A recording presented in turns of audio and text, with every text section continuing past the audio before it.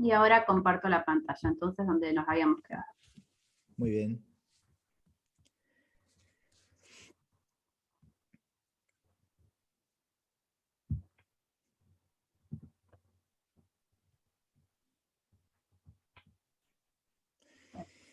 Bien, bueno, arrancamos entonces. Para mí, la verdad que está buenísimo. O sea, quizá, quizá suene a lugar común, pero realmente está buenísimo poder compartir este espacio con ustedes, porque es muy importante analizar de qué manera nos relacionamos, ¿no? Esto de que mucho se habla y poco se observa la cuestión de las relaciones interpersonales, ¿no? Eh, Tanto hoy como mañana, los dos encuentros, vamos a hacer un fuerte hincapié en esta cuestión, en esta dimensión relacional, ¿sí? Porque vamos a hablar de cómo los varones somos educados para buscar el poder y para ejercerlo y para defenderlo y para sostenerlo. Vamos a ver cómo este ejercicio del poder, este ejercicio, esta distribución desigual del poder en favor de los varones, está fuertemente sostenida por una matriz institucional que nos marca, digamos, a quienes fuimos asignados como varones al nacer, esta matriz institucional que nos marca el camino, la pista de despegue hacia ese ideal de masculinidad, hacia el desenvolvimiento de esa construcción, hacia el despliegue de esa masculinidad aspiracional que nunca llega del todo a ese modelo ideal, y que en ese despliegue, en ese desenvolvimiento, en ese proceso de aprendizaje, utiliza para validarse, autovalidarse y refrendarse ante la mirada del grupo de pares distintas modalidades de violencia, ¿no?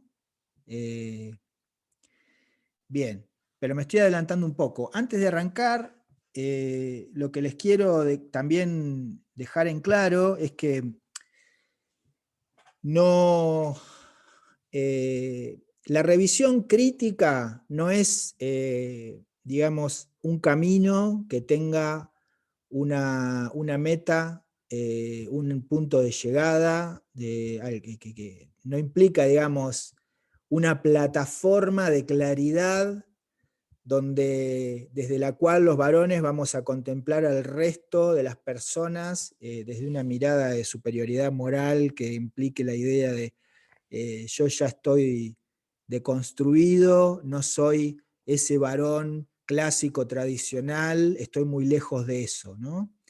Es un proceso, la revisión es un proceso, no hay un punto de llegada, tampoco es lineal, tiene altibajos, y en ese sentido quiero decirles que yo, digamos,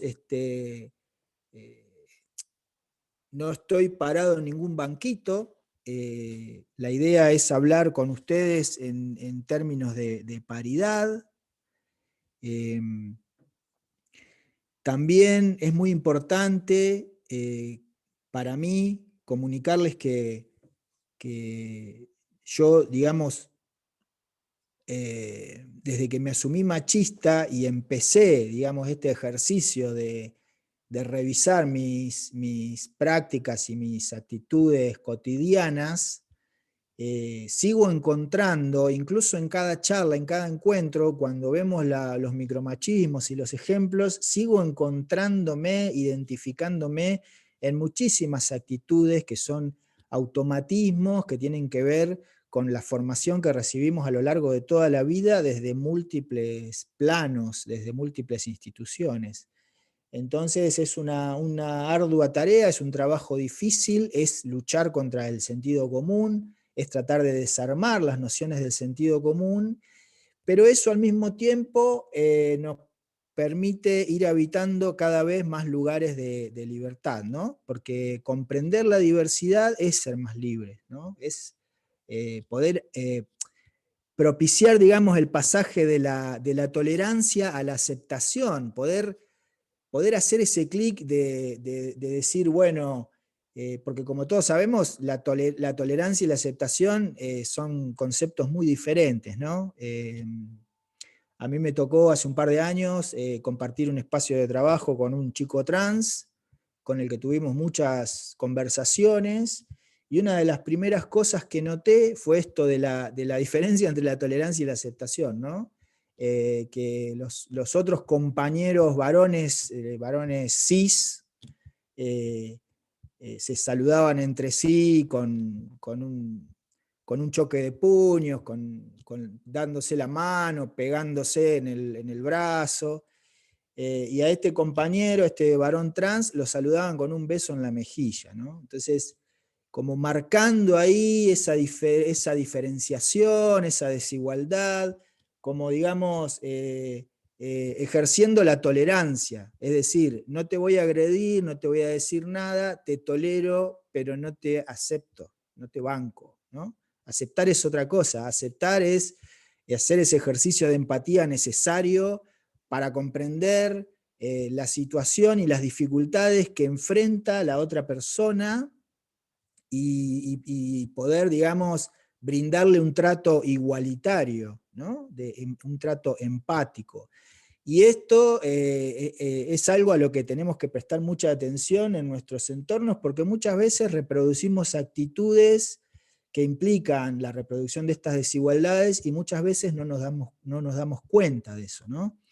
Y acá juega mucho lo que es el pensamiento binario. Yo siempre arranco las charlas hablando un poquito del pensamiento binario, que digamos parece una pavada, pero en realidad el pensamiento binario es como la raíz del pensamiento de sentido común, ¿no?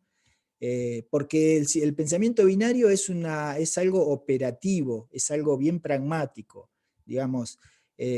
Gran parte del sentido común funciona de esa manera porque nos permite tomar decisiones rápidas, ¿no? Ya tenemos, digamos, armamos como una taxonomía, un etiquetado automatizado, donde podemos definir las cosas en términos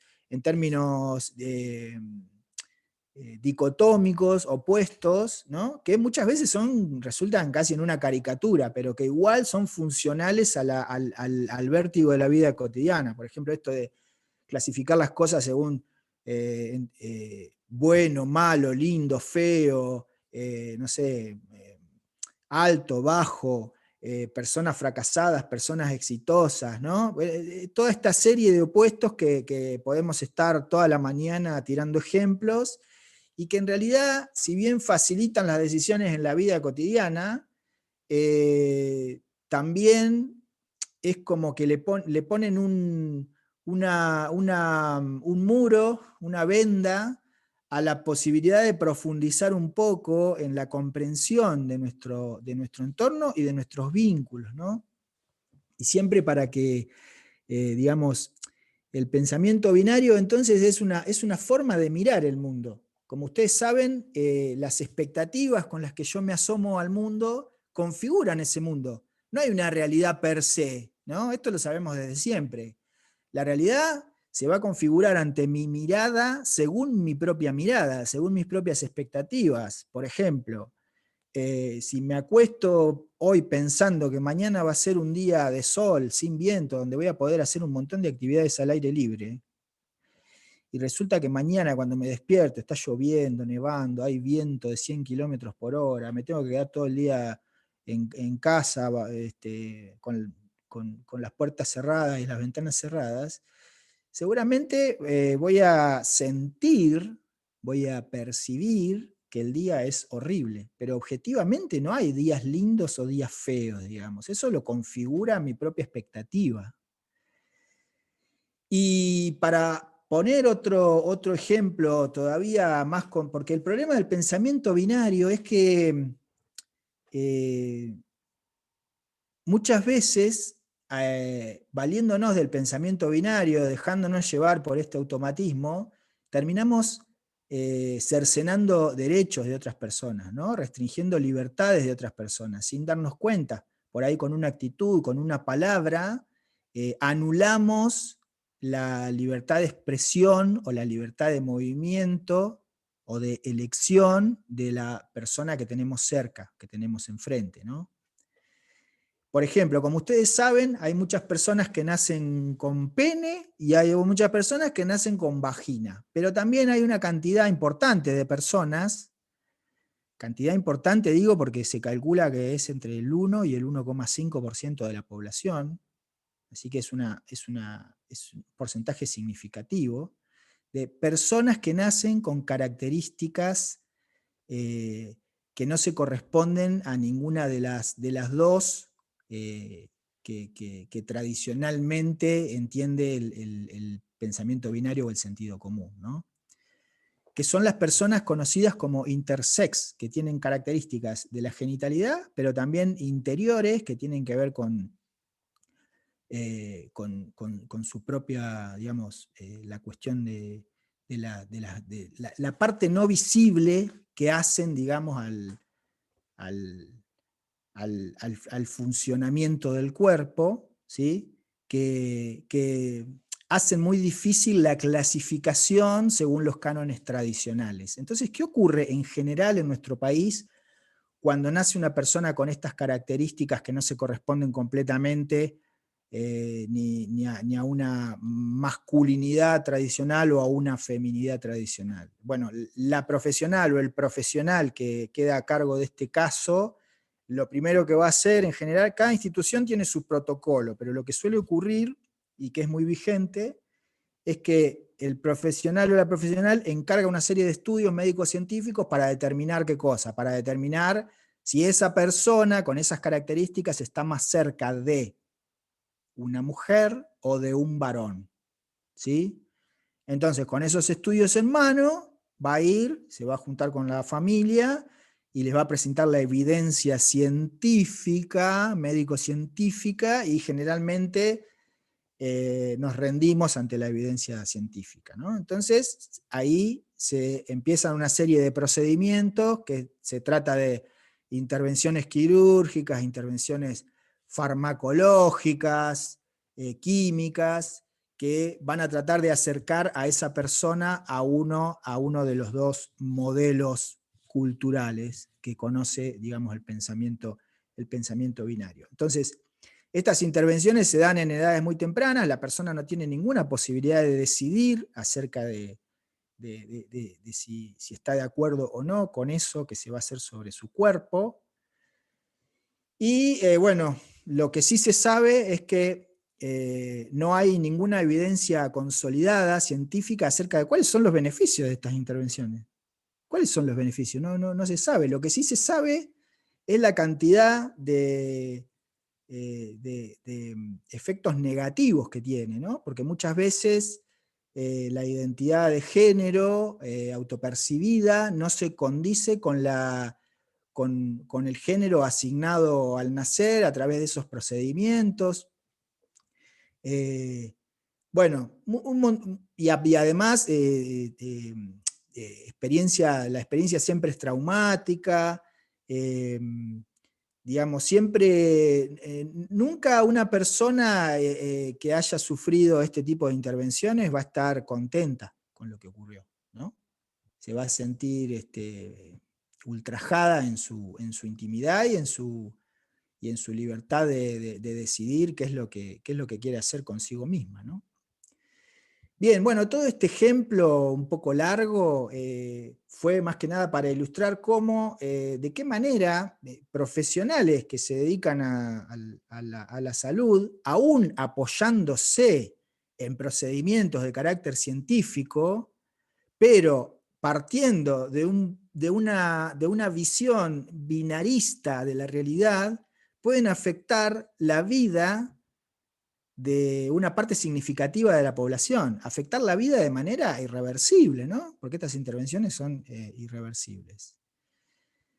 Pero además, algunos especialistas en salud mental, yo no lo soy, pero tomo las palabras de especialistas, aseguran que en realidad el pensamiento binario es una de las formas más comunes de distorsión cognitiva, ¿no? Como que es un obstáculo, es una visión totalizadora, totalizante, totalitaria también podría decirse, que anula mis posibilidades de ver y analizar la complejidad que tiene mi entorno, mi mundo más cercano, la diversidad, ¿no? Me impide ver eso. Y esto del pensamiento binario es algo muy propio del modelo de masculinidad dominante o mayoritario, ¿sí? Porque si hay algo que no acepta la mirada de la masculinidad tradicional, dominante o mayoritaria, es justamente la cuestión de la diversidad.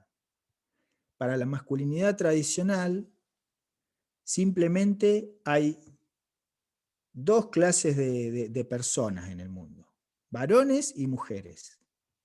Y quienes tienen la razón son los varones, ¿sí? Entonces, bueno, ahora sí, vamos a ver si les parece la primer placa, porque se estarán preguntando, bueno, sí, pará, pero explícame qué es la masculinidad. Entonces, bueno, vamos a intentar explicar qué es la masculinidad en los términos en que la estamos abordando. Bien. Mientras ponemos la primer placa, vale una aclaración que lo que vamos a analizar, digamos, en términos generales, nos vamos a meter bien de lleno con la cuestión de la construcción social de la masculinidad. Como vamos a analizar en realidad cómo funciona la distribución, la configuración de relaciones sociales en el patriarcado, quizá noten que la mayor parte del tiempo hablo de varones y mujeres. ¿Por qué? No porque yo tenga una mirada binaria, sino porque como vamos a analizar al sistema en sus propios términos, tenemos que analizar cuál es la mirada de ese sistema. Entonces, cuando yo hablo de varones y mujeres, no es que yo piense que la realidad se configura de esa manera, sino que estoy hablando de cómo opera este sistema de relaciones sociales y cuál es la visión que la masculinidad dominante, mayoritaria o tradicional tiene acerca de esta cuestión.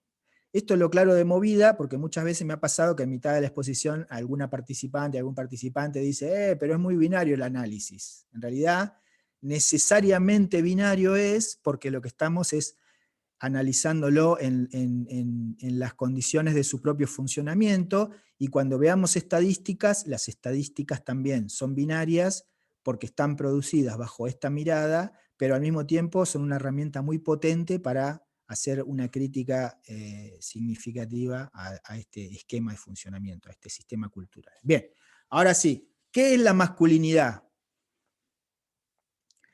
Vamos a la siguiente placa, donde tenemos algunas de las características centrales de la masculinidad.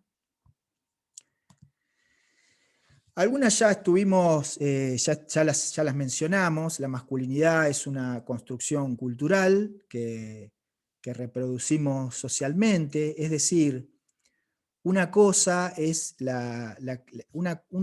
son las características anatómico-biológicas con las que nacemos, y otra muy diferente son las construcciones, los significados que se construyen a partir de esas diferencias anatómico-biológicas, ¿no? Esto tenemos que tenerlo muy en claro, ¿no?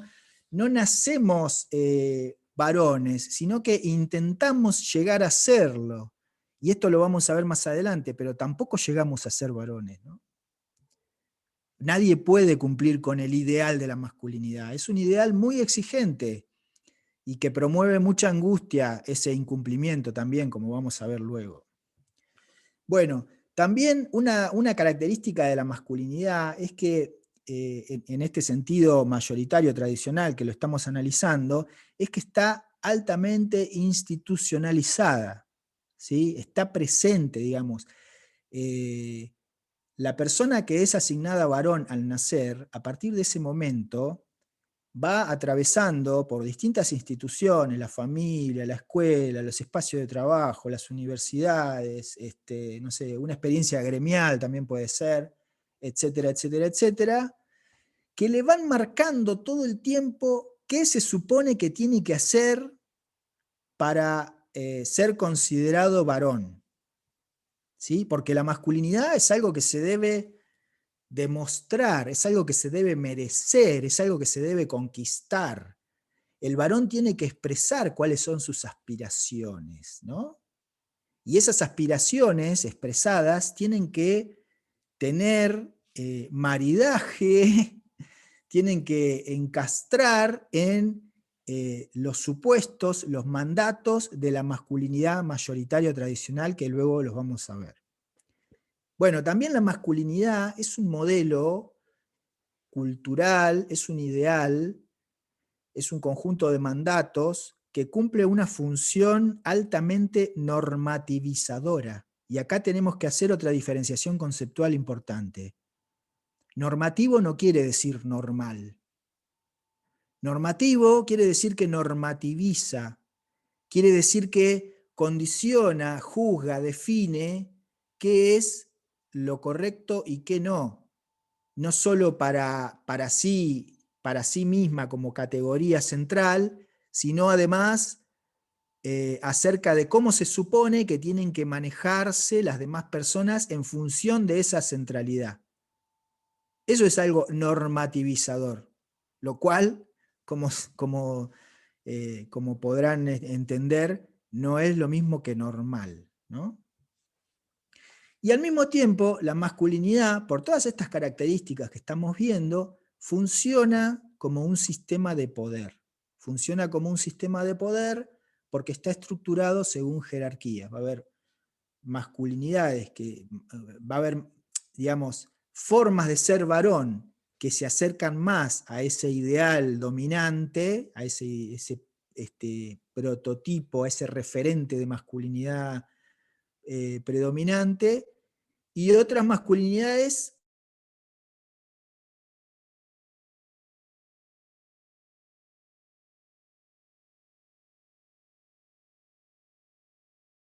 masculinidad tradicional serían como formas precarias de ser varón, ¿sí? Bien, bueno, vamos a ver la siguiente placa.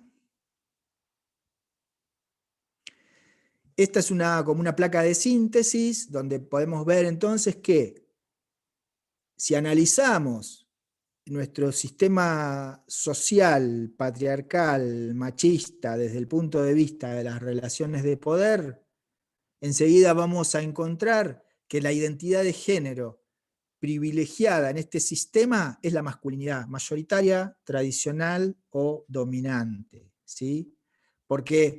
Y esto es muy importante también antes de seguir avanzando, porque muchas veces cuando nos adentramos o recién llegamos a estas temáticas, se nos empieza a configurar en la mente la idea de que, bueno, entonces si hablas de identidad de género tenés la masculinidad tradicional o dominante, la feminidad tradicional o dominante, que es complementaria a esa masculinidad, y después tenés el colectivo de la diversidad de identidades de género, ¿no? Tiende a pensarse de esta manera cuando uno es una persona recién llegada a estas temáticas. Ahora, a mí lo que me parece importante es hacer el ejercicio de que en realidad tanto la masculinidad dominante, mayoritaria, tradicional, como la feminidad dominante, mayoritaria, tradicional, complementaria a ese modelo de masculinidad, también son identidades de género autopercibidas. Porque como vimos hace un rato, la diferencia anatómico-biológica no viene con la identidad de género, ¿sí? La identidad de género es algo que se forma después, que es una autopercepción. Por lo tanto, si la masculinidad tradicional y la feminidad tradicional también son identidades de género autopercibidas, cuando hablamos de diversidad de identidad de género, ahí adentro también están estas identidades más tradicionales o mayoritarias. Bien, dicho esto, avanzamos a la siguiente placa. Por supuesto que si alguien de quienes están presentes en este encuentro, en este momento, quiere decir algo,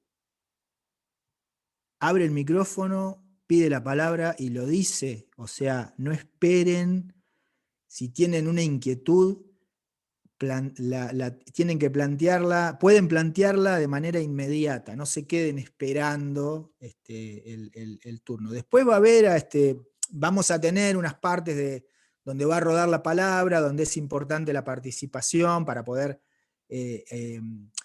acercarnos a algunas ideas, construir algunas ideas grupales acerca de lo que estamos viendo, pero en el transcurso pueden intervenir, pueden tomar la palabra, pueden compartir si van haciendo alguna conexión o si tienen alguna anécdota para referir, serán bienvenidas.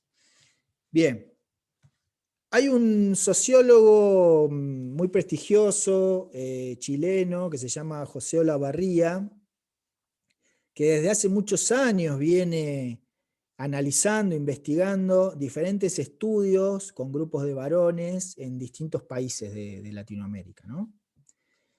Y llegó a muchas conclusiones. Una de las que a mí más me impactó fue el acceso diferencial a los recursos de poder que los varones tenemos por el solo hecho de haber sido asignados como tales al nacer, ¿no? Entonces va a decir José,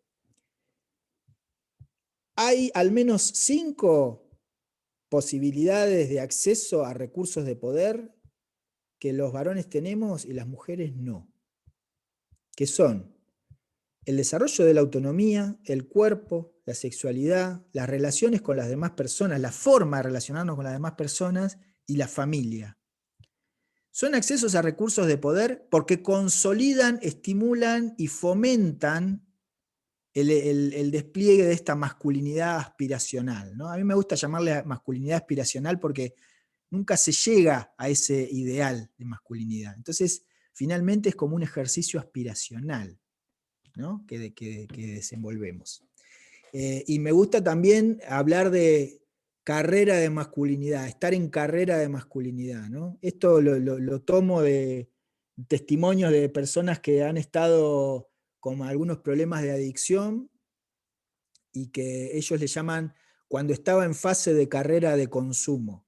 Cuando estaba en fase de carrera de consumo, significa que se relacionaban solamente con personas que consumían, lo único que les importaba era conseguir más falopa, digamos, su mundo giraba en torno al consumo, ¿no? Por eso carrera de consumo. Y a mí me gusta llamarle carrera de masculinidad, intentando alguna analogía, por esto de que en general, cuanto más tradicional o mayoritario es ese varón, tanto más se va a relacionar con grupos de pares que validen y le den la razón todo el tiempo a su forma de ser.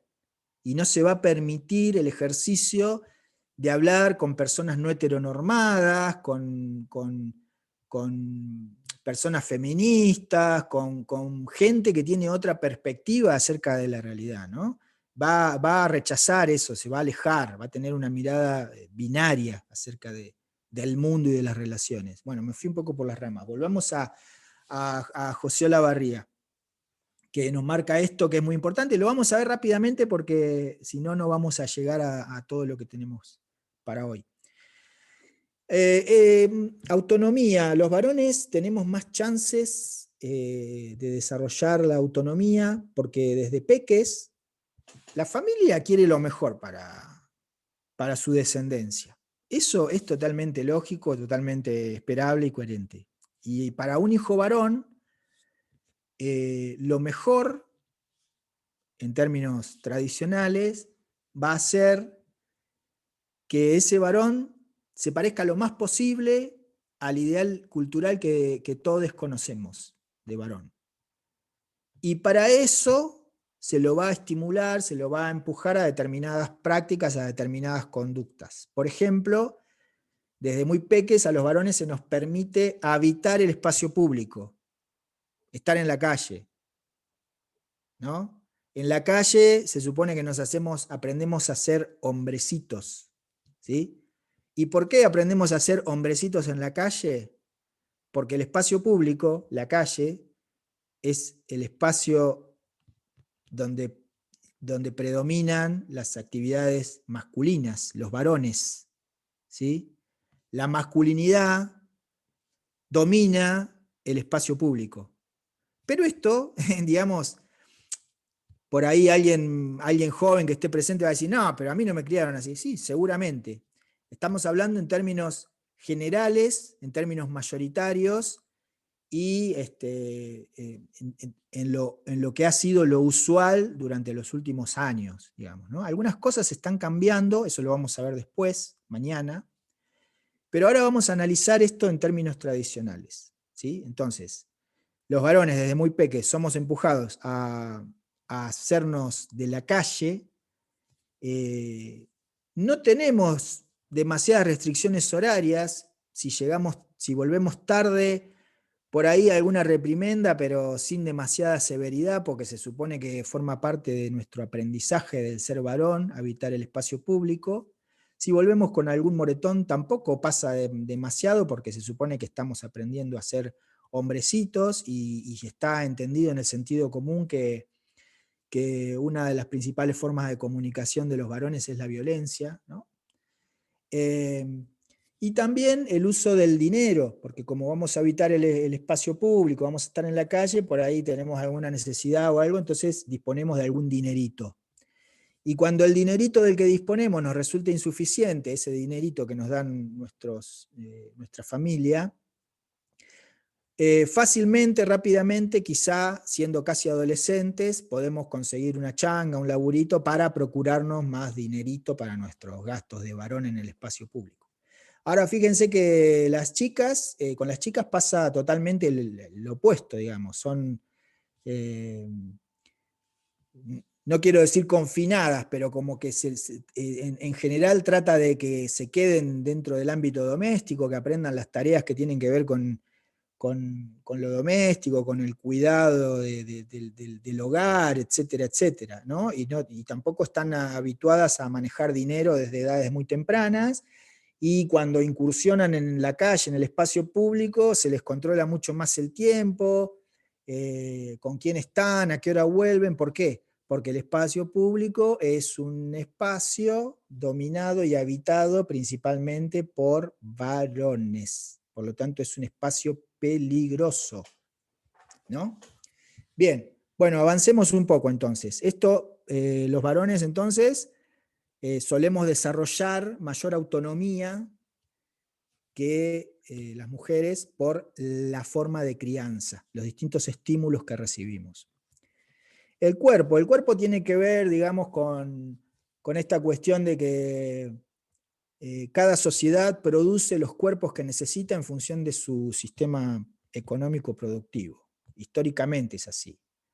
Entonces, en la cultura, en el sentido común, se dan dinámicas socioculturales que incentivan a que los varones tratemos de forjar nuestros cuerpos según los criterios de la masculinidad dominante, ¿no? Donde los cuerpos tienen que ser duros, tienen que estar aptos, preparados para pelear, para la guerra, para defender, para proteger, ser cuerpos como impenetrables, ¿no?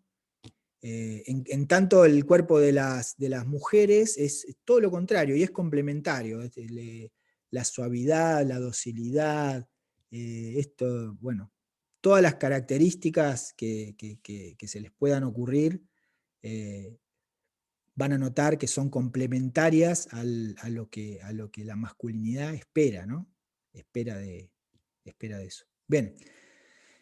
En cuanto a la sexualidad, también es un acceso a un recurso de poder, va a decir Olavarría, porque la sexualidad, digamos, imprime en las mentes de la sociedad que la sexualidad que tiene que predominar es la del varón cis heterosexual, ¿no? Hay como una heteronormatividad, la masculinidad dominante va a entender que cada persona que conoce es heterosexual, ¿no? Va a condicionar la orientación sexual de las demás personas a su propia perspectiva, y esto además va a tener un fuerte... ¿Por qué es un acceso a un recurso de poder? Porque no es solamente porque piense o se mueva así, sino porque tiene todo un plafón institucional que lo apoya y lo sostiene, ¿no? En términos generales, hoy en día termina predominando siempre la razón masculina en todos los ámbitos de la vida, ¿no? La relación con las demás personas, ¿no? Está naturalizado que aquel varón que se parezca más a ese referente de masculinidad dominante puede tratar de la manera que se le ocurra a las demás personas, ¿sí? Yo siempre cuento la misma anécdota, pero me parece muy ilustrativa. Hace un par de años, antes de la pandemia, un amigo me contó que había ido a pasar las fiestas de fin de año con su familia, que hacía un montón de tiempo que no veía, y que en esa oportunidad había un tío que hacía mucho más tiempo que no veía, y por la descripción que me hizo del tío, se trataba de un varón tradicional que se parecía bastante a ese referente de masculinidad, ¿no? Y se pasó, este flaco se pasó toda la noche tratándolo a mi amigo de gordo, gordo de acá, gordo de allá, che, gordo es, haciéndole chistes, tratándolo de gordo, todo el tiempo, toda la noche, ¿no? Y mi amigo me decía, pero ¿sabés qué? Lo que más me jodió, lo que más me molestó, no fue tanto eso, sino que me dolió mucho que de mi familia nadie le puso los puntos, nadie le dijo, che, ¿por qué no lo llamás por su nombre? O sea, ¿qué onda? ¿Viste? Como que está, digamos, validado, naturalizado el maltrato siempre y cuando provenga de un varón que se parece a ese ideal de masculinidad dominante. Como que es más difícil ponerle los puntos a un varón con esas características que a otra persona, ¿no? Y la familia, por último, es también un acceso a un recurso de poder porque desde lo institucional también se privilegia el modelo de familia nuclear patriarcal, donde el varón ocupa el rol central y todos los demás miembros de la familia se supeditan a los movimientos, las miradas y las conductas de ese patriarca, ¿no? de ese jefe de familia. Bien, bueno, pasamos a la segunda diapo, a la próxima diapo. Y acá, para cortar un poco con toda esta exposición académico magistral que vengo desarrollando, para que, digamos, y para que sea un poco más dinámico y no sea tan envolante para ustedes, vamos a hacer una pequeña actividad, ¿sí?, que tiene que ver con la gestión de las emociones, y esta es una actividad que es anónima, o sea, no sabemos, es como una pequeña encuesta, ¿no? No sabemos quién va a contestar qué, solo nos importan los resultados, ¿sí? Y es muy simple, yo les voy a pasar por el chat, les voy a pasar un link. Primero les voy a pasar un link donde solo van a entrar varones, los varones que haya. A ver, tengo el link por acá.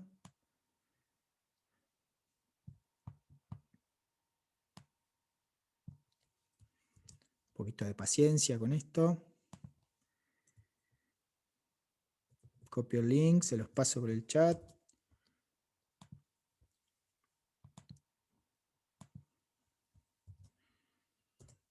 Bueno, ahí. Los varones que estén presentes van a cliquear en ese link, se van a encontrar con dos preguntas. La primera pregunta es, ¿cuál es la emoción que experimentás, que sentís con mayor frecuencia? ¿Cuál es la emoción que con más frecuencia te visita, la que más sentís? Y ahí van a tener que elegir una opción, van a ver que son caritas, que cada carita representa una emoción, van a tener que elegir una sola.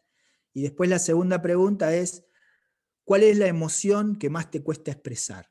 ¿Cuál es la emoción que más te cuesta expresar? Y la dinámica es la misma, tienen que elegir una de las emociones representadas por esos emojis. Voy a ir viendo a ver si están contestando. Yo no sé quién contesta qué. Lo que veo son respuestas que van apareciendo y que van generando un gráfico online, ¿sí? Todavía no veo ninguna respuesta. Ahí veo una.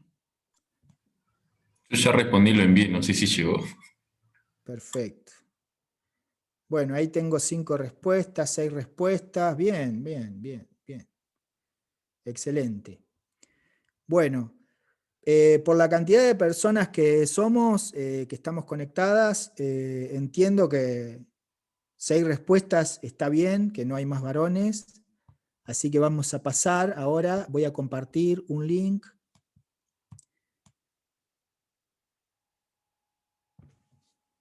Uy. Este link es para las demás personas. El segundo link de los que están en el chat es el segundo link. Y también es el mismo ejercicio, hacer clic, responder eligiendo una opción, cuál es la emoción que te visita con mayor frecuencia, y la segunda pregunta, cuál es la emoción que más te cuesta expresar.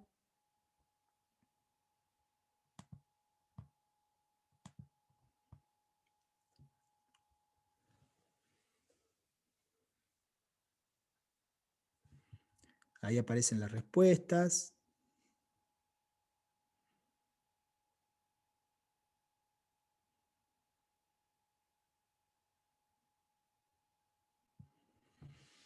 Bien, tengo 4 respuestas.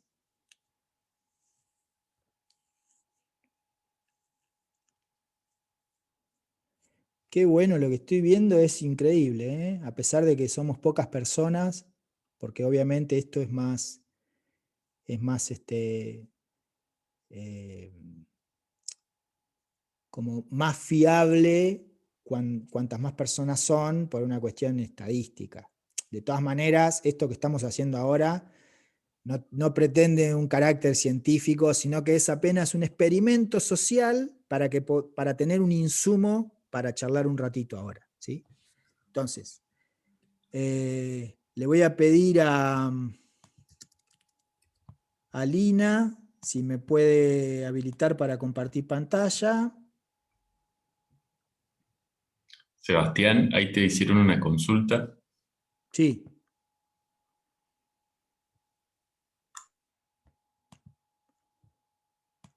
A ver, ¿qué dice?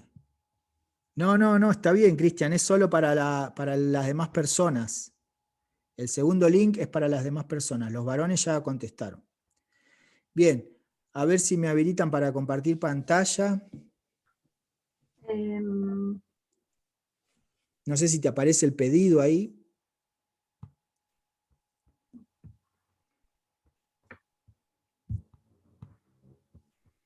Estoy mirando, Seba. No sé de dónde se habilita eso. A ver, creo que es en esta opción. Voy a probar. Bueno. Bueno, mientras A tanto, si ver si ahí alguien te quiere deja. comentar algo, no sé si cómo la van llevando.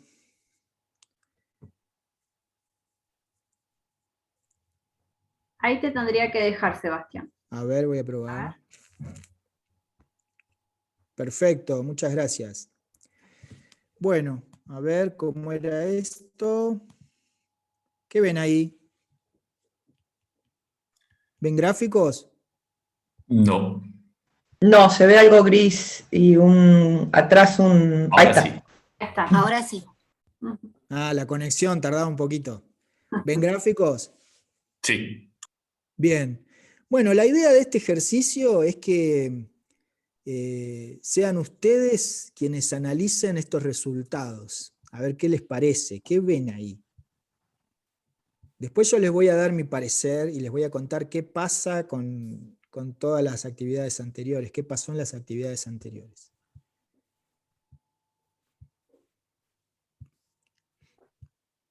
Lo que ven a la izquierda de su pantalla son los varones y lo que ven a la derecha de su pantalla son las mujeres. Las demás personas, perdón. El binarismo te termina... Pero bueno, está bueno hacer el ejercicio así en estos términos también. Sí, es muy impresionante la diferencia de las emociones que cuestan expresar, cómo coincide en las mujeres la rabia y en los hombres el miedo, que el miedo por ahí se asocia más a un sentimiento, digamos, femenino, de, bueno, que los hombres no deberían tener miedo, digamos, es una asociación más tradicional, digamos, y cómo también fuertemente nos cuesta manifestar algo que, bueno, se supone que las mujeres, bueno, nada, es muy claro lo que muestra, digamos, me parece muy revelador, pero a su vez es muy natural. Bien. Una cuestión es esto de las construcciones, coincido ahí con Sandra, que es en los varones el miedo asociado a la debilidad y de chicos como generándonos espacios en donde algunas cosas podemos manifestar y otras cosas no. Y también esto de la rabia, en base a la encuesta, la rabia, no poder manifestarlo porque también en esos espacios que se le ha generado a las mujeres es como que no, eso no es de mujer, digamos, entonces no lo podés manifestar.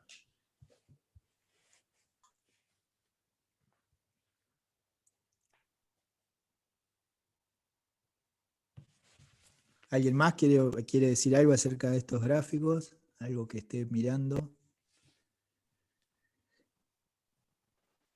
Sí, lo que noto, la presencia del miedo en los hombres como una emoción que sienten con frecuencia y las mujeres no está presente ese sentimiento, ¿no?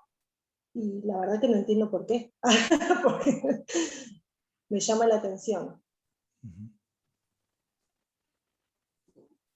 ¿Se escuchó? Sí, se escuchó bien, sí, me quedé pensando.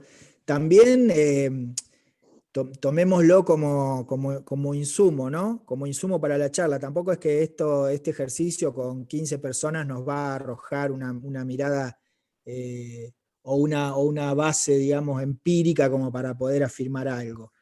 Pero sí está bueno para arrancar un análisis y para ver que hay diferencias, ¿no? ¿Por qué hay diferencias en cuanto al manejo de las emociones? O más que el manejo de las emociones, notamos enseguida que hay una diferencia en cuanto a lo que sentimos, ¿no? A lo que percibimos de cómo nos hace sentir la realidad social, ¿no? La primera pregunta es medio como una pregunta de entrada que usualmente suele contestarse desde lo políticamente correcto, porque no se sabe bien de qué va el asunto, se elige ahí, en la primera pregunta la respuesta se elige con cierta inseguridad, como para vamos a probar a ver qué pasa, qué sé yo. Entonces, usualmente la primera pregunta, la primera respuesta nos puede decir algo o no, pero en general la más importante, la pregunta donde ahí te agarré, digamos, es la segunda. La pregunta que arroja datos es la segunda.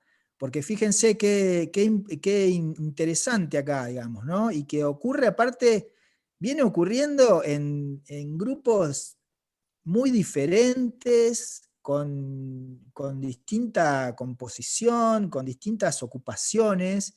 Es impresionante, digamos, cómo cuando hablamos de modelo cultural, de patriarcado, es algo que existe y que opera todo el tiempo, no solamente en nuestras relaciones cotidianas, sino además en cómo experimentamos la realidad, qué nos permitimos sentir, qué no.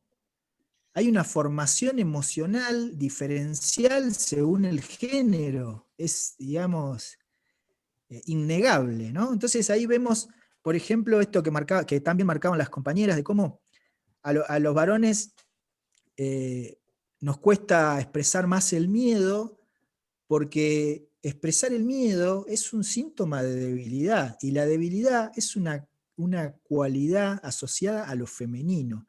Y los varones nos criamos, nos desarrollamos, nos formamos partiendo básicamente de una triple negación, ¿no? no ser mujer, no ser infantil y no ser maricón. Y en ese despliegue, en esa formación, vamos dándole cabida a unas emociones y a otras no. Vamos dándole cabida a aquellas emociones que tienen que ver con los supuestos y los mandatos con los que tenemos que cumplir, y en tanto y en cuanto nos sirvan para lograr nuestros objetivos, que cuáles son: buscar el poder y ejercerlo. ¿Sí? Entonces, pasa mucho esto en todos los grupos, que aparece el miedo como lo que más nos cuesta expresar, también la tristeza aparece mucho como algo que nos cuesta expresar, y siempre, pero siempre aparece la rabia como algo como la que, de las que más nos cuesta expresar, la que menos nos cuesta expresar es la rabia. O sea que si la que menos nos cuesta expresar es la rabia, ¿qué significa? Significa que sí sabemos bien cómo expresar la rabia. Entonces, para seguir con esta línea de análisis, los varones no solo somos educados de manera diferencial en cuanto a la administración de nuestras emociones, sino que además somos impulsados, alentados a manifestar nuestra bronca, a manifestar nuestra rabia. Y eso al mismo tiempo es una herramienta de comunicación que nos resulta muy útil a la hora de cumplir con esta meta de, primero, demostrar nuestro despliegue de masculinidad, pero también para alcanzar el poder, para sostenerlo, para ejercerlo.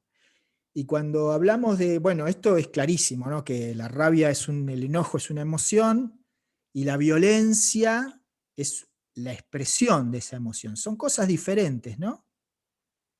Entonces, para afianzar aún más esta idea, según lo que dicen los que saben, la emoción es efímera. Ante un estímulo X, el cerebro libera una sustancia y esa sustancia tarda 90 segundos en ser metabolizada por nuestro organismo. Por eso muchas veces se dice: pará, estás caliente, andá, pensá en otra cosa, andá, darte una vuelta, tomate un tiempo. Y muchas veces lo que ocurre es que, bueno, contá hasta 20 y empezás a contar y decís: 1, 2, ¿por qué me dijo eso? 3, uy, qué bronca que me da. 4, uy, lo voy a reventar. 5, uy, ¿cómo me va a decir eso adelante de fulano y mengana? ¿No? Entonces lo que hacemos es, en lugar de dejar que nuestro organismo metabolice esa sustancia liberada por el cerebro que experimentamos como emoción, le damos manija, le damos cuerda, la potenciamos, ¿no? Y llega un momento que, claro, que la expresamos, y la expresamos ¿de qué manera?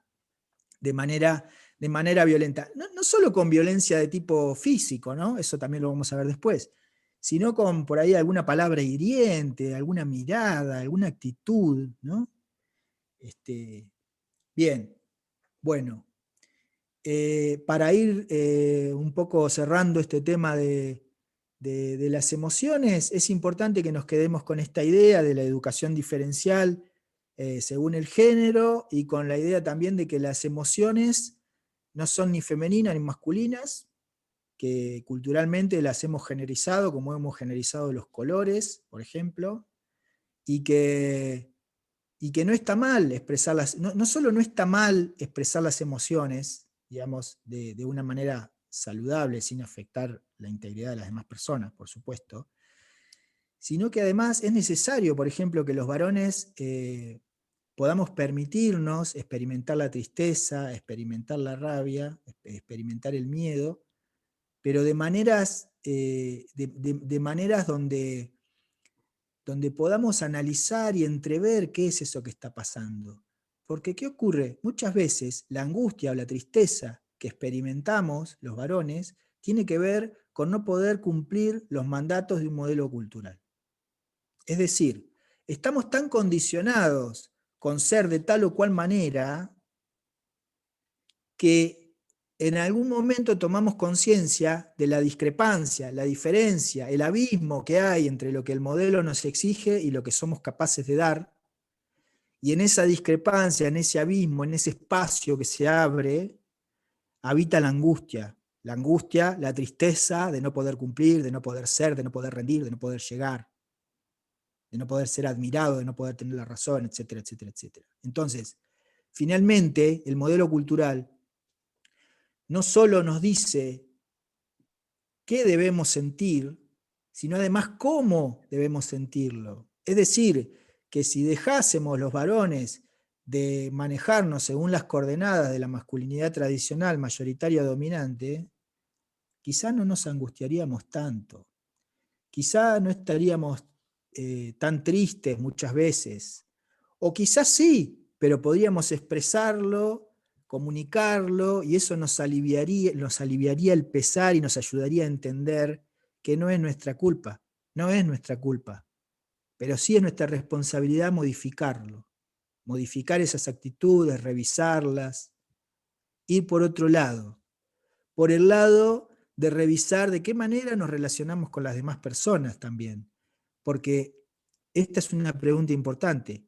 La forma en que experimentamos nuestras emociones, la forma en que las expresamos, tiene una incidencia directa en la manera en que nos relacionamos con las demás personas.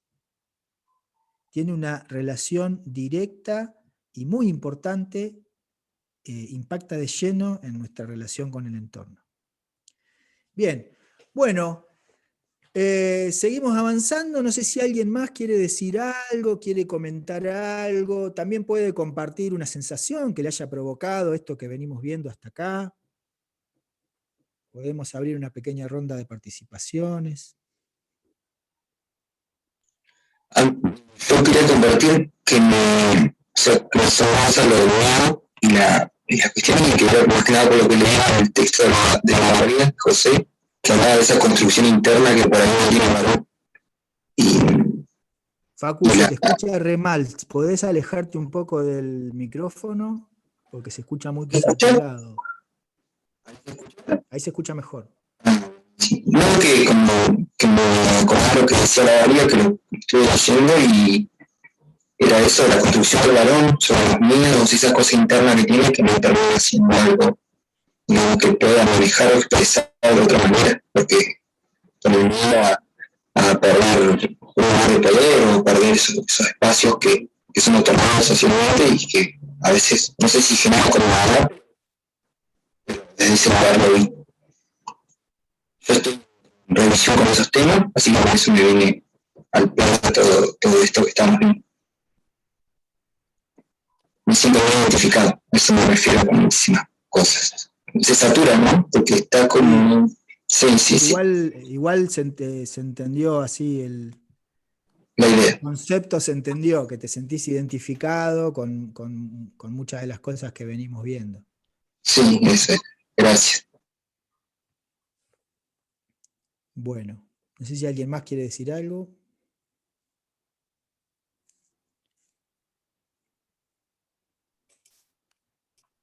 Cuando hablaste...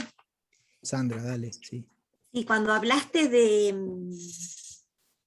los intersex, que hablabas del hecho de que se los buscaba de alguna manera normalizar mediante intervenciones quirúrgicas, me acordé de, o pensaba en cómo buscamos la normalización, ¿no es cierto? Porque ahí lo que se busca es que sea o mujer o varón, ¿no es cierto? Algo de la mayoría. Y lo mismo pasaba, yo trabajo con la comunidad sorda en distintas cuestiones, pero hay una tendencia, por ejemplo, a implantarlos tempranamente, en contra muchas veces después de su voluntad y con muchas consecuencias, buscando que sean oyentes, o sea, buscando esta normalidad, tratando de que no hablen la lengua de señas, sino que hablen el español, y buscando limitar esas diferencias también en algún sentido.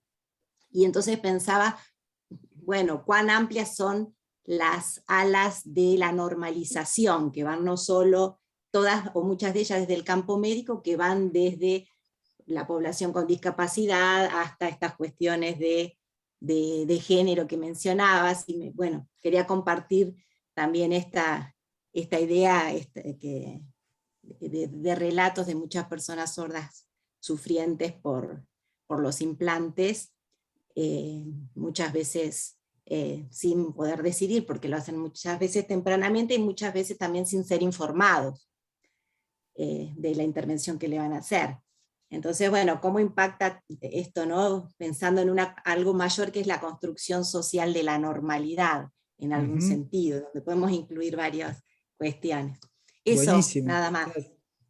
Está muy bien lo que decís, Sandra. Yo estaba pensando que esta idea de patologizar la diferencia, ¿no? Se patologiza la diferencia. Y mientras vos hablabas, yo me acordaba también de que conversando con una docente que hace acompañamiento a estudiantes que tienen alguna dificultad, hablábamos de esto, de cómo a las personas ciegas muchas veces se les habla como si tuvieran algún problema cognitivo, Sí, ¿no? mental o... Sí. Claro, como que, bueno, no puede ver, entonces le cuesta entender y tratando de Sí, se lo ayudar, vas y le hablas infantiliza. como si tuviera problemas de comprensión, y en realidad, bueno, no puede ver, pero digamos. Entonces, esto habita también el sentido común, la idea de, esto no se ajusta a los cánones aprendidos, entonces es patológico, ¿no? Exacto. Y la intersexualidad no es una patología, es una condición, no es una patología, ¿no? Bien, no sé si alguien más quiere decir algo. Sí. Sabri. Creo que mucho está relacionado con el desconocimiento, porque es como uno que no tiene contacto frecuente con personas diferentes, ¿no? Cuando, por ejemplo, viene una persona no vidente o una persona con alguna deformidad en el rostro, ¿no? Las personas se sorprenden y no saben cómo actuar por desconocimiento. Me ha pasado mucho que, por ejemplo, uno empieza a leer sobre un tema, se empieza a interiorizar y se te abre un mundo. Se te abre un mundo que era desconocido y que antes de conocerlo actuaba de otras maneras, y una vez que uno tiene el conocimiento puede relacionarse de otras.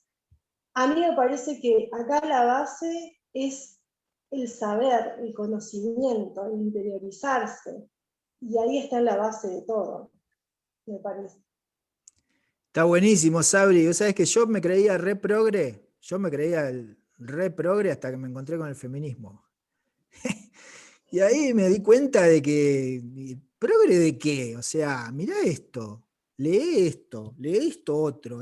Fue asomarme como varón cis heterosexual, fue asomarme a un abismo de significación y a una lectura diferente de la realidad, a una perspectiva amplia, complejizadora de lo real, que al mismo, digamos, la primera actitud fue como de autodefensa corporativa de todo lo aprendido, de toda mi formación de la masculinidad, y la primera reacción fue como de rechazo, desde la actitud de decir, yo no soy así, ¿no? Y por suerte tener compañeras de trabajo en ese momento feministas, que, bueno, yo leí Teoría King Kong y me acerqué, tenía la necesidad de expresarle a alguien de confianza que yo no era así. Mirá lo que dice Despentes, che, yo no soy así, yo no violo, yo no mato, yo no... y me acuerdo, mi compañera me dijo, claro, está bien, lo que pasa es que ese libro no habla de vos, habla en términos generales, ¿no? Lo que estaría bueno que hagas es revisar qué tanto hay en vos de esa generalidad. Y ese es el ejercicio necesario, interesante, importante también, porque el patriarcado, que irradia una forma de relacionarnos que es desigual a favor de los varones, se lleva mal con la democracia. Digamos, una pregunta fundamental que tenemos que hacernos: ¿es posible tener relaciones igualitarias en estas condiciones relacionales? Si imaginamos un horizonte de igualdad, pero no empezamos a formatearlo en nuestros entornos inmediatos, ¿a dónde vamos a llegar? ¿Vamos a dar el primer paso algún día hacia ese horizonte? Digamos, de esto se trata, ¿no? De empezar a conectar lo discursivo con esto de la praxis, ¿no? De empezar a conectar lo discursivo con lo cotidiano, ¿sí? Porque tampoco se trata de que cambien los demás y yo después me sumo, ¿no? Sino que, bueno, esto de empezar en nuestros espacios, en nuestros entornos familiares, laborales, ¿no? Bueno, y hay tips, pero esos tips los vamos a ver mañana, no me quiero anticipar. Sí quiero compartir con ustedes, salvo que alguien más quiera aportar algo, quiera decir algo. Si no, seguimos con un par de placas. No sé si alguien quiere decir algo. ¿Algún varón? Que todavía no han hablado mucho. ¿Cómo nos cuesta hablar a los varones de estas cosas, no? Nos cuesta muchísimo hablar de estas cosas. Después vamos a ver. Sí. No Bueno, sé. habló Facu, sí, habló Facu. ¿Se escucha todavía saturado? Disculpa. Tengo el micrófono. Por ahí lo corrijo y después participo. Está bien. Bueno, seguimos avanzando entonces, si les parece. A ver.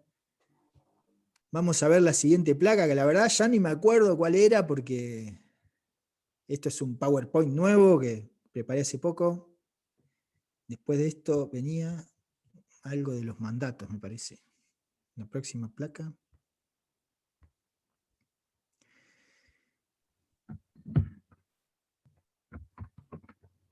Está trabado. ¿Se trabó? Pruebo de vuelta, ¿eh? Bueno.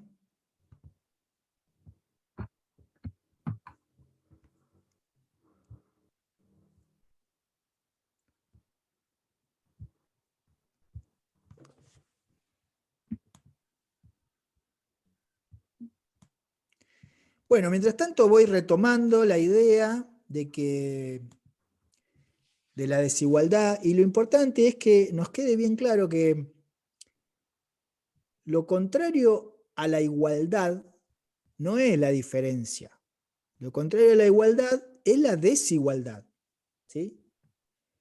Es muy importante esta diferencia, porque si lo contrario a la igualdad es la desigualdad y no la diferencia, entonces quiere decir que deberíamos procurar habilitar un espacio de igualdad donde habiten las diferencias. Es decir, un espacio de igualdad de oportunidades, de igualdad de acceso a los recursos y a las oportunidades para todos, ¿no? Para las diferencias, para la diversidad. Las personas conformamos comunidades que son diversas, ¿sí? Bien.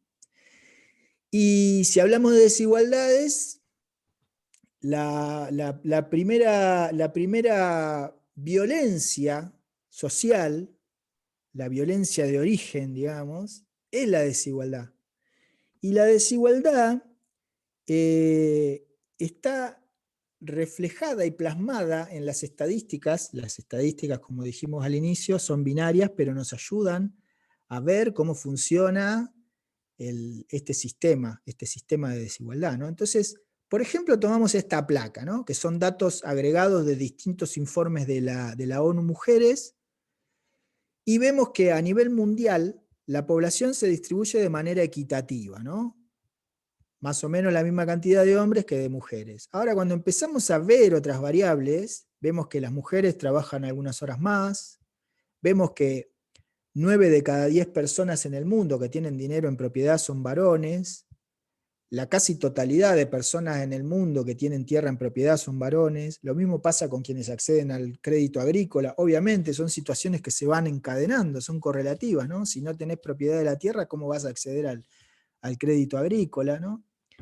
Ahora, cuando vemos las situaciones más desfavorables, veamos cómo se invierte la relación, ¿no? Y encontramos ahí que 7 de cada 10 personas pobres en el mundo son mujeres, que lo mismo pasa con las personas adultas analfabetas, que esto crece cuando vemos qué pasa con las personas en situación de desnutrición o con la niñez no escolarizada.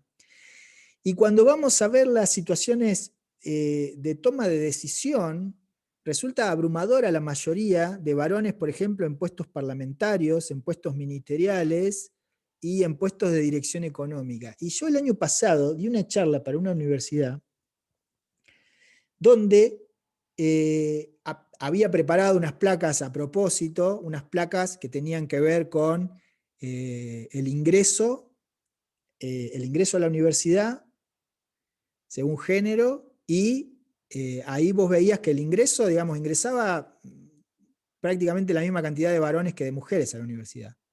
Pero después cuando veías quiénes ocupaban los cargos más importantes, los puestos de poder, de toma de decisiones, la mayoría, la gran mayoría, eran varones, ¿no? Entonces, y esto pasa en todas las instituciones, en general, pasa en la mayoría de las instituciones, ¿no?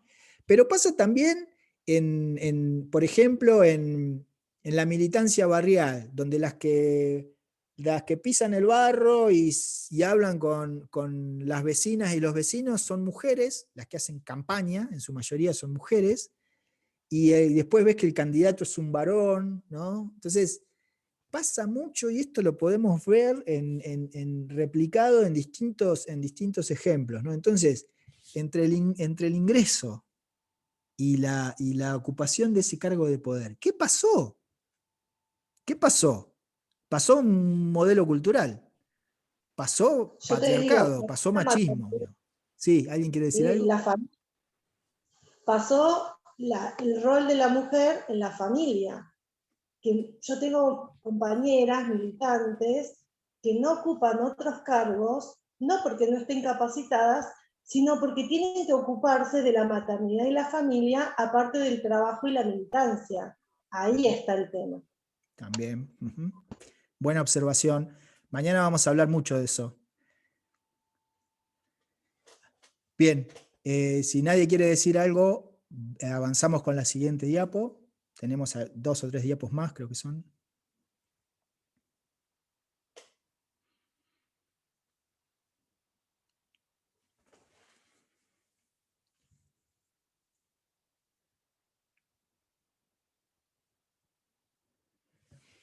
Bien, la siguiente diapo, si no recuerdo mal, tenía que ver con estadísticas relacionadas para ilustrar, digamos, el tema de los femicidios, de cómo esos femicidios, el 7 de cada 10 casos de femicidios fueron perpetrados por la pareja o la expareja, lo cual es un datazo, ¿no? Porque es esto de esta idea muy de la masculinidad dominante o tradicional de que la pareja es una propiedad privada, o esta idea de que si no sos mía no vas a ser de nadie, ¿no? Este despliegue de violencia que se da cuando en general hay una relación sujeto-objeto, ¿no? Una relación de dominación, a partir de una forma de relacionarse, bien característica de la masculinidad tradicional. Bien, vamos a ver la siguiente placa, también que me parece reveladora, porque, digamos, el lugar físico del femicidio. ¿Dónde ocurren los femicidios? Bueno, en general en la vivienda o en la vivienda compartida, pero hay un dato que me resulta, digamos, esclarecedor, que es que la categoría que sigue es la vía pública, ¿no? De cómo los varones habitamos y dominamos el espacio público y consideramos que en el espacio somos impunes en el espacio público, podemos hacer cualquier cosa, incluso matar a otra persona, ¿no? Bien, sigamos avanzando.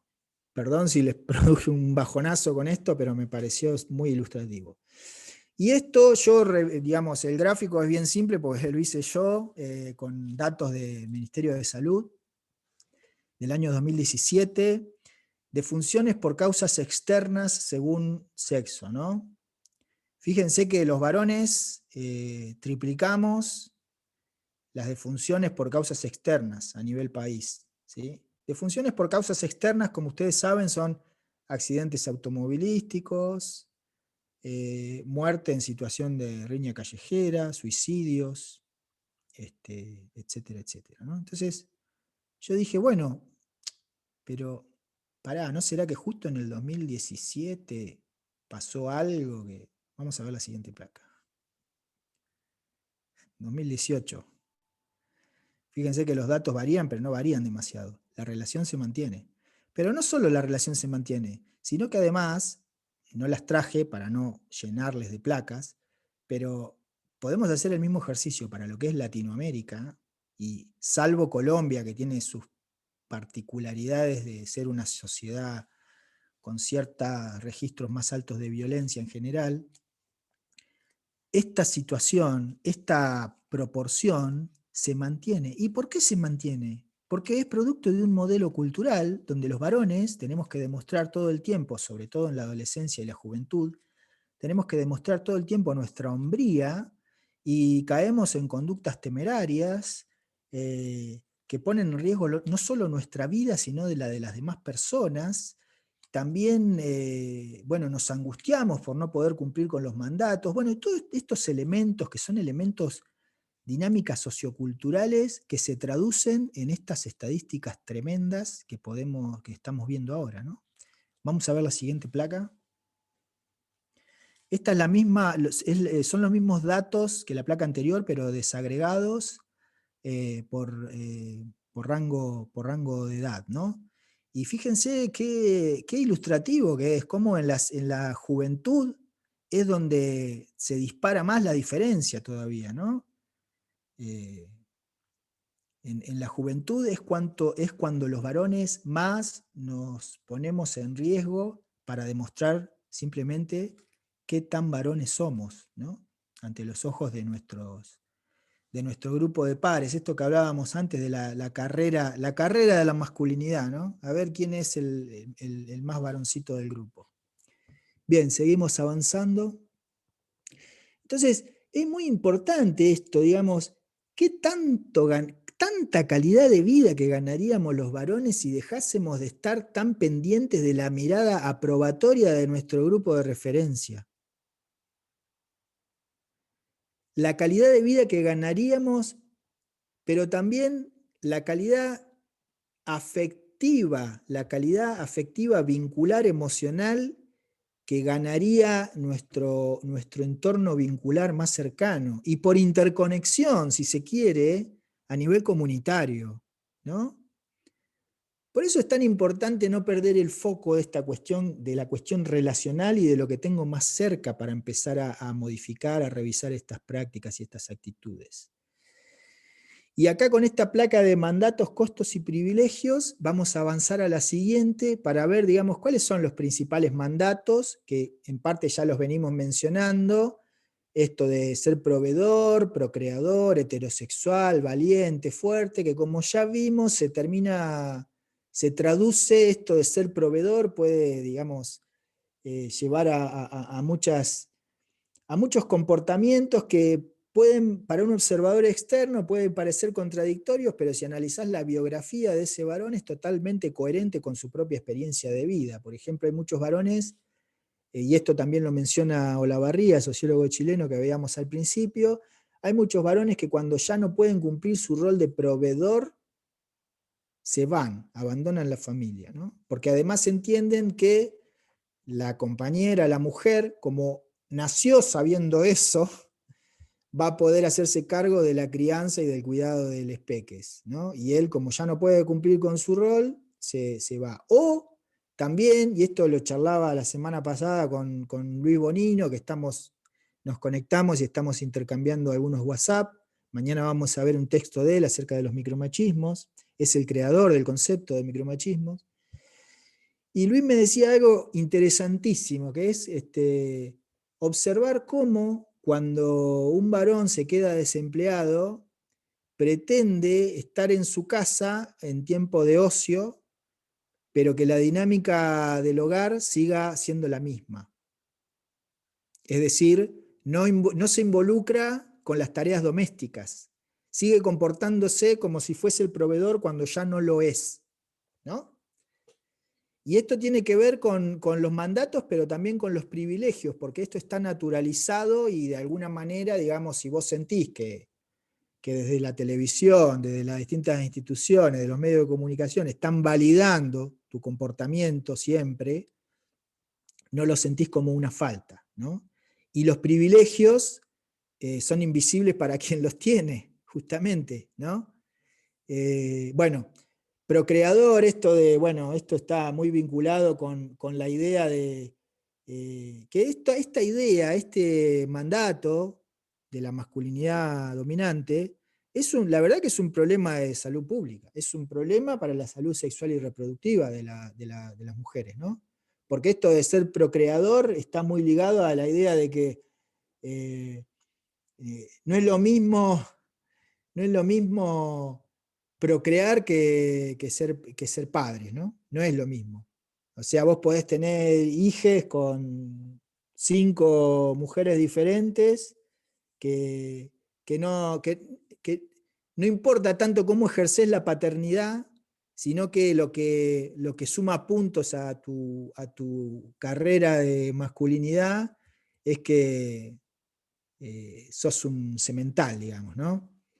Y esto está tan naturalizada, esta idea también de que los varones somos máquinas sexuales que no podemos frenarnos a partir de un ejercicio racional o de la propia voluntad. También ahí echa raíces esta idea de que, bueno, pero mujer, te hubieras cuidado si ya sabes que los varones no pueden aguantarse, no pueden contenerse, o lo mismo, bueno, pero ¿cómo iba vestida ella? ¿No? Bueno, y un montón de ideas asociadas a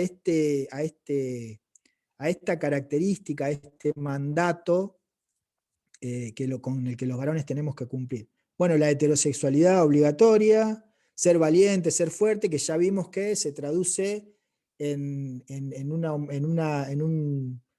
una cuestión estadística tremenda, donde los varones morimos 3 veces más que las mujeres por causas externas. Vamos a ver la siguiente placa. Ya vamos a poner el acelerador porque si no, no llegamos.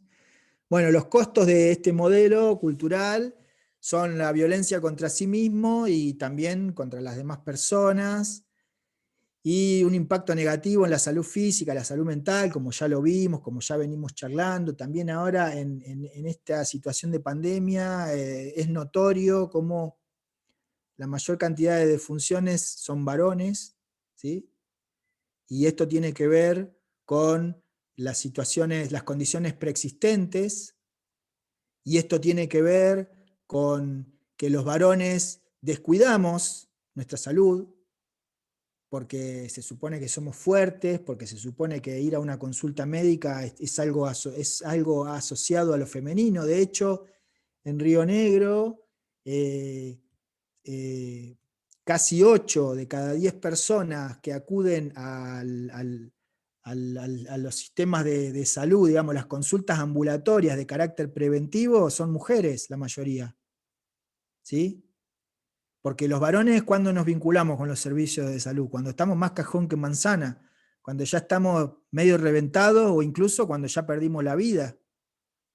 ¿Por qué? Por un mandato, por una cuestión, por un sesgo de género, ¿sí? Y esto, digamos, además, la revista The Lancet el año pasado sacó un pequeño artículo donde digamos, considera la cuestión, la formación en género como un factor de riesgo. Es factor de riesgo, digamos, la formación en género según cánones tradicionales, porque implica un varón que no se ha preocupado por su salud y que está en condición de riesgo, digamos. Y las estadísticas están demostrando, están validando eso. Bien, bueno, y la salud física y mental, sobre todo la mental, esto que hablábamos hoy de esa angustia que aparece cuando no podemos cumplir con los mandatos, etcétera, etcétera. Bien, vamos a la siguiente placa. Y los privilegios, como ya adelantábamos, son invisibles para quien los tiene. La otra vez me llamaron de una radio y yo hablaba de que cómo, digamos, el machismo se llevan también con el discurso de la meritocracia, ¿no? El machismo se lleva muy bien con el discurso de la meritocracia porque el machismo es individualista. El machismo considera que lo que tiene o lo que ha dejado de tener o lo que es por propio esfuerzo, por propio sacrificio, ¿no? Sin notar que en realidad la masculinidad, en tanto identidad de género privilegiada, ocupa un lugar central en la configuración de las relaciones de poder, por lo tanto tiene acceso a oportunidades que las demás personas no tienen, o si las tienen, encuentran muchas más dificultades para acceder, por ejemplo, a un cargo, a un puesto de trabajo, etcétera, etcétera. Entonces, esa forma de pensar meritocrática, individualista, impide el ejercicio de empatía necesario como para poder comprender la complejidad del sistema de relaciones sociales. Y entonces eso se traduce en una imposibilidad de considerar las dificultades ajenas. Entonces, esto también se hace visible en expresiones del tipo, no trabaja el que no quiere, bueno, y se les ocurrirán miles de ejemplos. Y creo que esta es la última placa, si no me equivoco. No sé cómo estamos con el tiempo. Bueno, vamos a hacer un último ejercicio, pero antes les voy a adelantar que mañana, para profundizar un poco más, lo que vamos a hacer es ver cuál es la diferencia entre masculinidad mayoritaria y masculinidad hegemónica, que no son lo mismo, y es importante hacer esta diferencia analítico-conceptual para poder ver qué implica diferenciar estos términos, ¿sí? ¿Qué nos posibilita, qué panorama de posibilidades nos abre hacer una distinción analítica, una distinción conceptual, ¿sí? Que en general muchas veces pasa que masculinidad mayoritaria y masculinidad hegemónica son consideradas como sinónimos, como si fuesen lo mismo. Y no son lo mismo. Y es muy importante tener presente que no son lo mismo para poder analizar desde una mirada crítica la cuestión de las relaciones de poder. Y también, para ilustrar eso, vamos a ver algunas cuestiones relacionadas con la distribución de las tareas de domésticas y de cuidado, también un par de placas de cuestión estadística. ¿Qué tan de cierto hay en esto de que está emergiendo un nuevo tipo de varón? ¿Qué tan cierto es esta idea que se está instalando en el sentido común de que las masculinidades están cambiando? Y también vamos a ver, que va a ser lo central de mañana, lo más picante, y a todos nos va a caber el poncho ahí, el tema de los micromachismos. Vamos a ver algunos ejemplos de micromachismos y vamos a analizar cómo operan y cómo reproducen desigualdades. Incluso, digamos, aquellos varones que decimos, no, pará, pero cuando escucho masculinidad tradicional, enseguida me doy cuenta de que yo no tengo nada que ver con eso. Bueno, ¿y los micromachismos? ¿Qué onda? Mañana vamos a verlo a eso. Y ahora, bueno, vamos a hacer un último ejercicio también, similar al de las emociones, pero más simple de contestar porque es una sola pregunta. Ahí les voy a pasar por chat, les voy a pasar el link.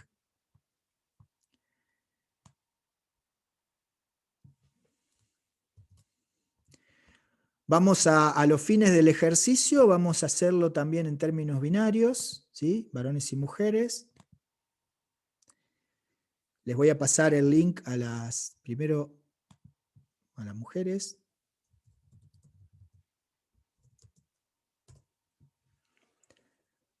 Van a tener que entrar ahí y responder lo que se les pregunta.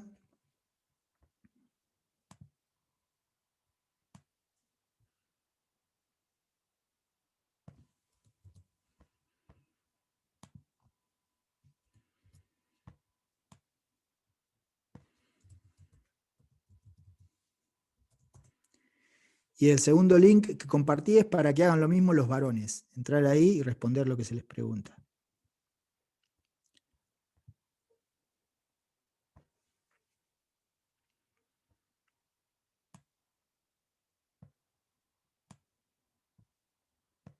Bueno, ya veo algunas respuestas.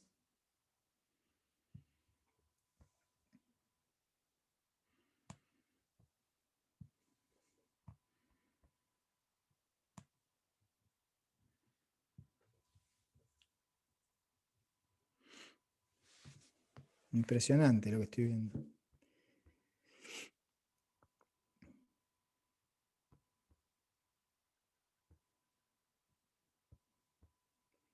Bueno. Vamos a compartir, voy a compartir pantalla. ¿Tienen ansiedad por ver qué ocurrió? Bien.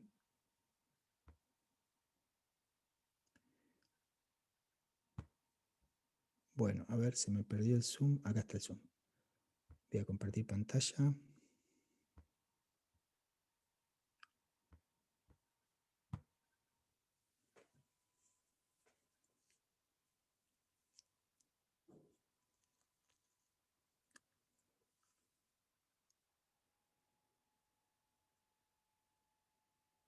¿Están viendo lo mismo que yo? Me gustaría escuchar a alguna de las compañeras decir algo acerca del primer gráfico que ven, que corresponde a las respuestas de las mujeres. ¿Puedo hablar? No sé. Cuando tuve que responder, me acordé de una anécdota. Yo tendría más o menos 10, 11 años, y el que me dijo algo muy desubicado tenía menos de 7 años. Y eso fue lo que ahora me vino a la memoria y me llamó mucho la atención el recuerdo que vino a mí. Que yo era grande para él tendría 7 años, y me dijo algo totalmente desubicado por la calle. Bueno, como para traer a mención estas estadísticas, ¿no? Uh-huh.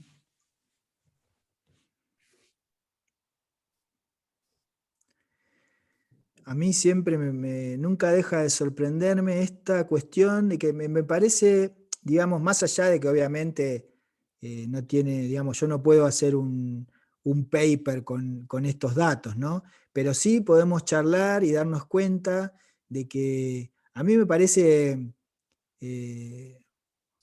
muy relevante poder hacer este ejercicio en cada charla, porque primero que siempre los resultados son muy similares, y segundo que también permite que las compañeras tomen dimensión y los compañeros tomen dimensión del problema, porque muchas veces por ahí, no sé, yo le pregunto a Lina y Lina me dice, y a mí la primera vez que me dijeron algo tenía menos de 11 años.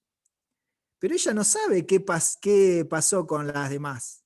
Entonces considera que la suya es una experiencia aislada o inusual. Sin embargo, es mayoritaria esa experiencia, ¿no? En la calle, la mayoría de las mujeres suelen experimentar que alguien se pronuncie o opine acerca de su cuerpo o acerca de su apariencia antes de los 14 años.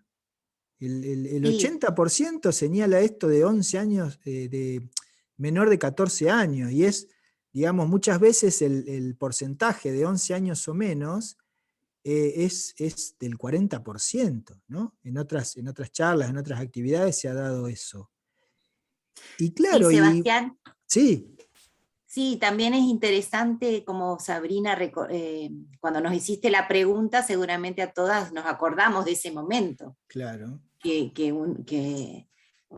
Bueno, no puntualmente, pero a mí se me vino a la mente, y además que estaba acompañada de otras circunstancias. Primero que, bueno, uno no lo comparte usualmente, es interesante esto que vos decís, que ver que no es solo un fenómeno que le pasó a una a esa edad, sino también que, por ejemplo, en mi caso vino acompañado, era una persona que pasaba en bicicleta, que me tocó además el culo, y que yo venía con mi hermana, que salió a los gritos a decirle cosas al señor. Entonces apareció ahí no solo palabras, sino también, bueno, que me tocaron, y mi hermana mayor, que me acompañaba y que me salió a defender en esa circunstancia. Entonces, también hay tintes que también son interesantes digamos, que agregan la solidaridad de una hermana o de otra mujer, o también, además de palabras, otras cuestiones. Y sí, es muy impresionante ver la edad y la cantidad de cómo todas estuvimos afectadas. conversando acerca de este ejercicio con mi pareja, con mi compañera, y ella me decía, sí, yo me acuerdo que a los 12 años me pasó que me dijeron una guarangada por la calle, y también recuerdo que fue la primera vez que tuve miedo de caminar por la calle, que tomé conciencia de que el espacio público era un lugar peligroso para que una mujer ande sola, ¿no? Y ese también es un dato. Y es un privilegio para los varones caminar por cualquier lugar, a cualquier hora, con la tranquilidad de que nadie se va a meter con vos, nadie te va a mostrar los genitales, nadie te va a decir nada, nadie, digamos, me parece muy potente poder hablar de esto y poder ver estas cosas, ¿no? Y muchas veces, bueno, acá está, digamos, en los varones la respuesta está bastante distribuida. Predomina esto de más de 18 años. También sería otro tema de conversación ver qué entiende, ¿no? Cada cual, o sea, qué entendieron los varones con esto de la primera vez que te dijeron algo en la calle. Por ahí, si algún varón quiere compartir qué entendió, dale, Cristian. Claro, mi respuesta es dudé porque en realidad la respuesta estuvo condicionada por este modelo cultural binario, digamos. ¿Qué te dijeron? Pero no me dijeron, la pregunta no era si fue una mujer, sino era qué te dijeron. Claro. Y el tipo, el chip dijo, sí, una mujer. En realidad, respondiendo a la pregunta, hubiese sido la de menor de 11 años, porque es en un contexto donde varones te calificaban una parte del cuerpo y el tipo para que no lo califiquen de esa manera tenía que reaccionar de manera violenta y en el sentido de hacerse respetar para que no te lo digan más, como diciendo, no, a este tipo no le puedo marcar algo de su cuerpo porque se enoja, entonces zafás de evitar que te digan, te llamen por un apodo. Y entonces por eso puse algo mayor de 18 años que lo asocié con esto de vía pública, grupo de mujeres diciendo algo, y bueno, como que el tipo se quedó callado y bueno, como que lo experimentó en ese sentido. Pero en realidad, respondiendo a la pregunta, tendría que haber sido la respuesta menor de 11 años. Buenísimo, gracias, Cristian. Sí, es notorio, bueno, acá aparece como algo minoritario, pero lo que suele ocurrir es que el nunca me pasó aparece, digamos, como una de las categorías más mencionadas, ¿no? Lo cual, digamos, habla de este privilegio que tenemos los varones. Otra actividad que yo hacía cuando estábamos en presencialidad era algo similar, pero era pedirle ir preguntándole a las personas presentes qué hacían ante la posibilidad de una agresión sexual, ¿no? Y los varones no sabían qué responder. O sea, me acercaba y les hacía la pregunta y no sabían qué responder. Y las chicas, al toque, gas pimienta, simulo hablar por teléfono con alguna amiga, me cruzo de vereda, un montón de estrategias ya, digamos, que tenían la respuesta preparada, o sea que ya lo habían pensado, o sea que en algún momento les había pasado o le había pasado a alguna amiga, por lo tanto ya estaban como prevenidas, precavidas, y te contestaban así al toque. Y los varones se quedaban como, pero ¿cómo? O sea, pedían que les reformules la pregunta porque no la entendían. Porque claro, está muy alejado de su experiencia. Y eso también es un dato, ¿no? Bien, bueno, si alguien quiere decir algo más acerca de esto. Yo quiero sumar, hola a todos. Hola. Quiero sumar que segundo grado, cuando iba a segundo grado, o sea que tenía menos de 11, la mismísima maestra me llamó la atención por girar en un punto fijo, ¿no? Digo, yo ya desde los 4 años iba a la Escuela Provincial de Folclore. Me llamó la atención y me dijo que eso lo hacían las mujeres, no los hombres. O sea, ya, y es una maestra, yo estoy hablando de un lugar en el que también es, bueno, sin palabras. Gracias. Por eso es muy importante que quienes se dedican a la docencia participen de estas experiencias, de estas capacitaciones. Es importantísimo. A mí me pasó antes de la pandemia, el mes anterior a la pandemia, yo soy docente a nivel medio también, y me pasó de ir a una reunión institucional, y en la previa de la reunión, mientras todavía no empieza, que van llegando las personas y que se saludan, llegó un profe con una camisa rosa. Y yo no lo podía creer. 3 o 4 profes que ya estaban, lo empezaron a gastar, le empezaron a hacer chistes así, poniendo en duda su orientación sexual, ¿no? Sí, Y pasa yo cada minuto. pensaba, digo, acá urgente, o sea, la ESI para docentes también, porque la verdad que eso, digamos, son actitudes inconscientes que se expresan en términos relacionales y que después eso está presente en el aula y valida o invalida determinadas formas de ser que van a manifestar los estudiantes, digamos, ¿no? Entonces me pareció también un datazo y algo urgente de atender, porque siempre que se habla de ESI se piensa en estudiantes, y me parece que urgente docentes involucrándose con estas temáticas, capacitándose, porque muchas veces también pasa que hay mucho voluntarismo y hay docentes que dicen, bueno, sí, yo participo, yo me hago cargo, y terminan hablándole a los pibes de sexualidad, cuando en realidad la ESI es mucho más que hablar en términos biologicistas, reproductivos, sexuales, ¿no? Es más, tiene mucho más que ver con lo vincular, con lo afectivo, con lo relacional, con esto de lo que venimos hablando. Así que bueno, nada, me fui un poquito por las ramas. Con esto me gusta que se queden con esta carga, con esta inquietud, con esta incomodidad. Siempre un referente para mí en estas temáticas es Lucho Fabri, y siempre él habla de habitar la incomodidad de manera productiva. Si te incomoda, bueno, trata de preguntarte por qué, digamos, ¿por qué te incomoda que esté presente una persona trans en tu espacio de trabajo? ¿Por qué te incomoda? O sea, no te quedes no te refugies en la incomodidad. Trata de que esa incomodidad se transforme en algo productivo y que te acerque explicaciones acerca de por qué te está pasando lo que te está pasando. Y seguramente vas a encontrar que es producto de un modelo cultural, de un proceso de aprendizaje, ¿no? Y bueno, con esto, por mi parte, me despido hasta mañana, cumpliendo con el horario del encuentro, y espero mañana verles, porque mañana va a estar más picante que hoy. Hoy fue como una introducción. Así que bueno, tampoco se trata, me gusta aclarar, no se trata de señalar y culpabilizar a los varones, repito, no somos culpables, pero sí somos responsables de modificarlo.